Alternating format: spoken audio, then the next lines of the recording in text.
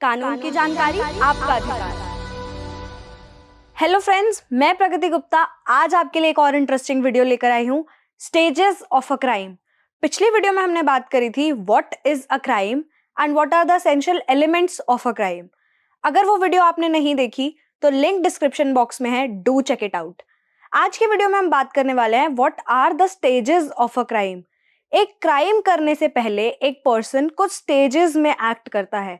आज की वीडियो में हम वो स्टेजेस को समझेंगे। What are the stages of a crime? Intention, number 1, preparation, number 2, attempt, number 3, and commission, last. तो these are all the stages of a crime. इन सब stages को हम डिटेल में समझेंगे। तो सबसे पहले बात करते हैं intention की। Intention, it is the mental stage of a crime.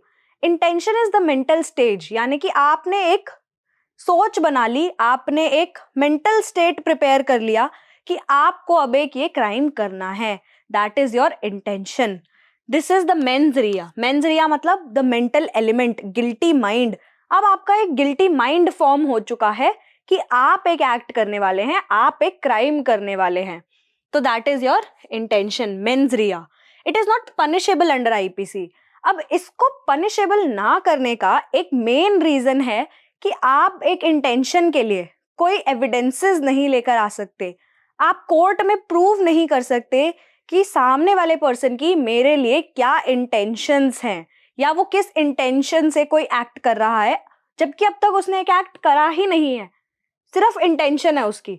Suppose मेरी एक इंटेंशन है कि मुझे अपनी फ्रेंड का मर्डर करना है, नॉट फ्रेंड, मुझे एक पर्सन का मर्डर करना है। सपोज पर्सन ए है, मुझे उन पर्सन ए का मर्डर करना है, तो ये मेरी एक इंटेंशन है। मैंने कोई एक्ट नहीं करा, कुछ प्रिपरेशन नहीं करी, कोई अटेम्प्ट नहीं लिया, तो this can not be punished by law. Evidences ही नहीं ला पाएगा सामने वाला पर्सन अगर मेरे खिलाफ केस भी कर देता है तो। अब इस डिग्रीज ऑफ मेंजरिया से देखा जाता है कि जो एक्ट जो पर्सन का है या जो क्राइम है वो कितना ग्रेव है और कितनी उसे पनिशमेंट मिलनी चाहिए। The first degree is intention.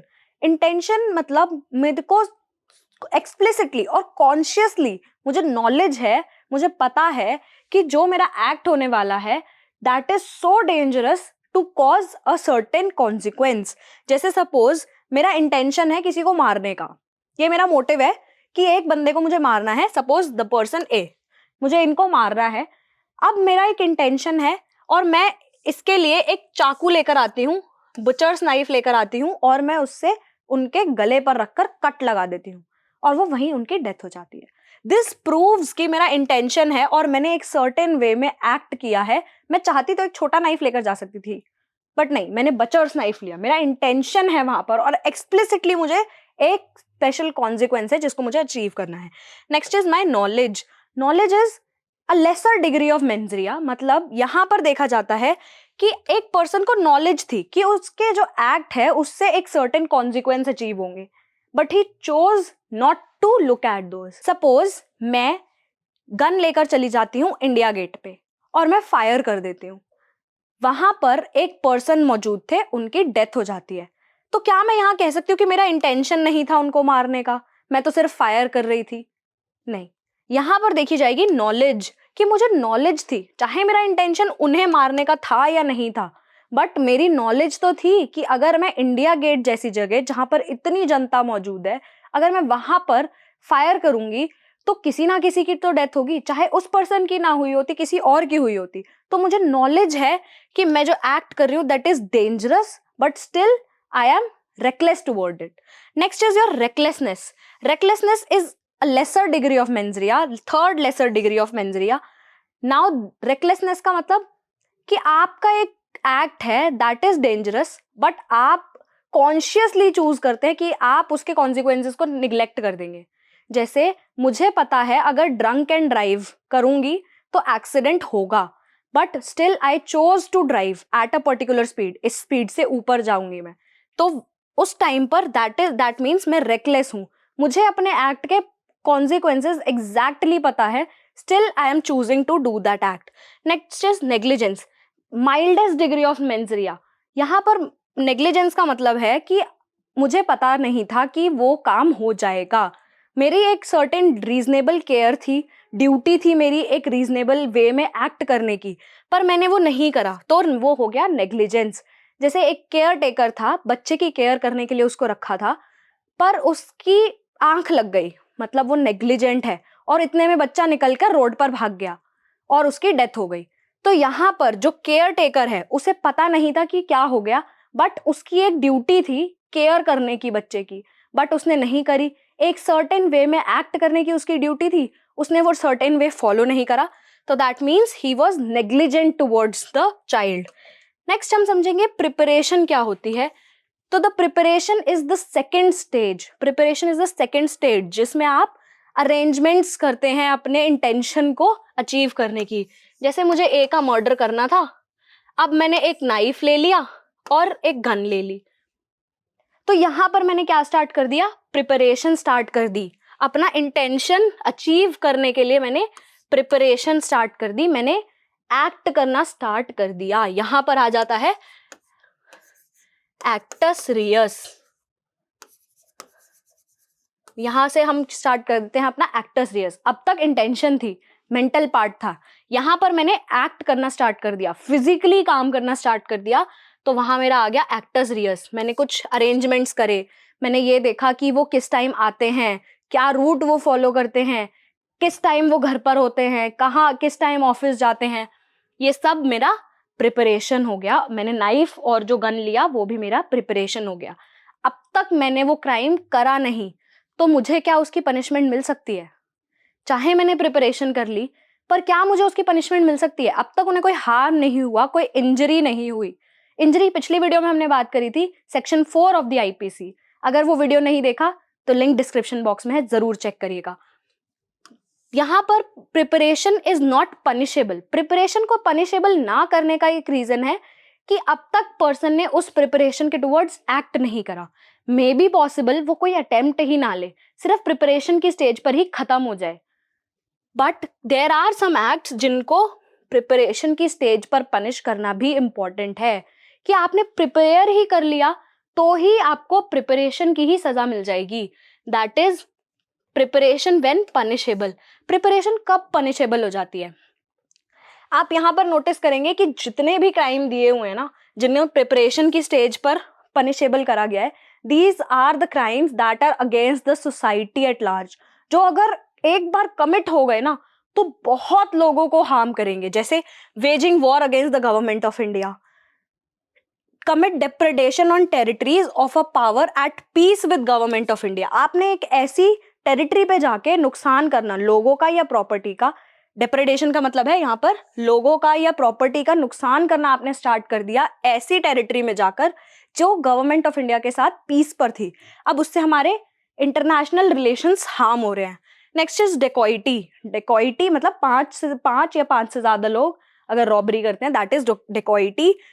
तो डेकॉइटी के लिए भी जो आपकी प्रिपरेशन है दैट इज पनिशेबल।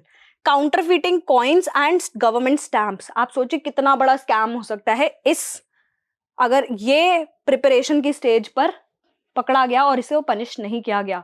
मतलब इतना बड़ा क्राइम है ये कि इसे प्रिपरेशन की स्टेज पर ही पनिशेबल कर दिया गया। Counterfeit coins, false weight measurements and forge documents. Forge documents मतलब नकली, सपोज मैंने नकली आधार कार्ड बनवा लिए, मैं कहती हूँ मैंने उनका यूज ही नहीं करा अभी तो, पर क्या मैं इस चीज की प्ली ले सकती हूँ कि मैंने अभी तक यूज नहीं करा तो मुझे माफ कर दिया जाए, मेरे को पनिशमेंट ना दी जाए? अगर मैंने यूज करा तो हो सकता है मैं कितना बड़ा स्कैम कर दूं और कितने करोड़ों का नुकसान हो जाए देश को, तो इसलिए उन्हें पनिश किया गया है प्रिपरेशन की स्टेज पर। Next is attempt. अटेम्प्ट का मतलब होता है डायरेक्ट मूवमेंट।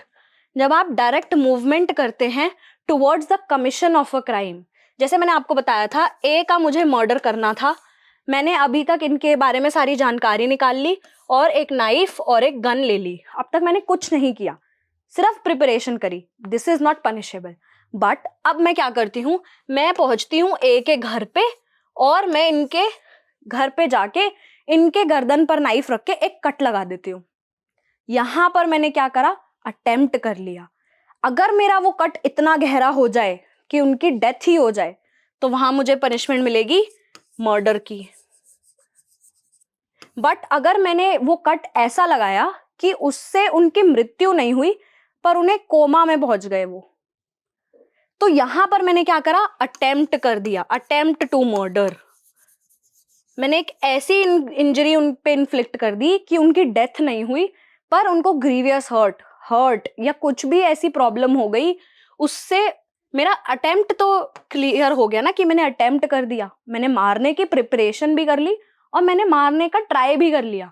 अब अटेम्प्ट को समझने के लिए, attempt is punishable by law, attempt is made punishable by law. Why? Because आपके अगर वो एक्ट कमिट हो जाता तो किसी की जान जा सकती थी, किसी की प्रॉपर्टी को नुकसान हो सकता था, तो attempt is always punishable by law. Attempt के कुछ एसेंशियल्स हैं, 3 एसेंशियल्स हैं, उन्हें देखते हैं। गिल्टी इंटेंशन, सबसे पहला आपकी गिल्टी इंटेंशन होनी चाहिए, वो तो हर कमीशन हर चीज के लिए होनी चाहिए कि आपका इंटेंट ही गलत होना चाहिए। Act done towards the commission of the offence, एक एक्ट होना चाहिए, आपने एक्ट करा होना चाहिए। जैसे मुझे मारना था, मैं उनके घर पे गई, उनकी गर्दन पर कट लगा दिया, that is my act towards my commission. अगर वो कट इतना गहरा होता कि डायरेक्ट डेथ, तो वो हो जाता मेरा मर्डर। अगर यहाँ पर रुक गया कि किसी भी सर्कमस्टांस की वजह से वो कट इतना गहरा नहीं लग पाया, या सपोज मैंने कट इतना गहरा लगाया बट डेथ ही नहीं हुई, still that is attempt.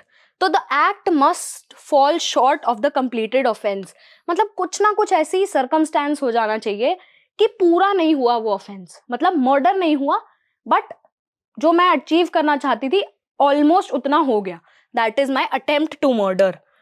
Next is my commission. Commission means if the accuse succeeds, मैं फाइनली अगर सक्सीड हो जाती उस कट से कि मैंने कट लगाया और उनकी डेथ हो गई, तो मेरा कमीशन हो जाता उस एक्ट का। अटेम्प्ट टू मर्डर नहीं, उस केस में मेरा मर्डर हो जाता। और the offence is completed, offence अब कंप्लीट हो गया है, पूरी स्टेजेस कंप्लीट हो गई, मैंने एक अटेम्प्ट भी लिया और कमीशन भी कर दिया, and it is always punishable by law. जो भी कमीशंस होते हैं, कमीशंस के अंडर ही आता है अटेम्प्ट। एक कमीशन को करने के लिए आप बहुत सारे अटेम्प्ट कर सकते हैं। जैसे मुझे उनका मर्डर करना था, गर्दन पर कट लगाया, नहीं मरा, मैंने क्या करा, बंदूक चला दी, बंदूक जैसे मैंने चलाई तो मैंने दूसरा अटेम्प्ट लिया, तो यहां पर मैंने अपना कमीशन कर लिया। एक कमीशन को करने के लिए आप बहुत सारे अटेम्प्ट कर सकते हो। ये चीज हम ध्यान रखेंगे कि commission is the final stage of a crime. आज की वीडियो में आपने समझा what are the stages of a crime. आशा करती हूँ आज की वीडियो से आपको इंटेंशन, प्रिपरेशन, अटेम्प्ट और कमीशन में डिफरेंस समझ में आ गया होगा और कौन सी स्टेज पनिशेबल होती है ये भी आप अच्छे से समझ गए होंगे। ऐसी और इंटरेस्टिंग वीडियोस मैं आपके लिए लाती रहूंगी, क्योंकि कानून की जानकारी आपका अधिकार। मैं प्रगति गुप्ता धन्यवाद करती हूँ आप सभी का। जय हिंद, जय भारत।